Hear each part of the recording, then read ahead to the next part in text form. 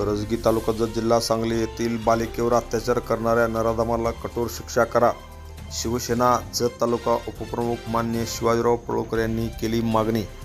करजगी तालुका जत जिल्हा सांगली येथील एका माथेफिरूने 4 वर्षाच्या बालिकेवर अत्याचार करणाऱ्या या नराधमाला कठोर शिक्षा प्रशासनाने करावी अशी मागणी शिवसेनेचे जत तालुका उपप्रमुख माननीय शिवाजीराव पळुकर यांनी केली आहे. या नराधमाने अत्यंत लांछनास्पद अशी काम केलेले आहे. त्यामुळे जत तालुक्यातील संपूर्ण शिवसेनेच्या वतीने आम्ही त्याचा निषेध करतोय.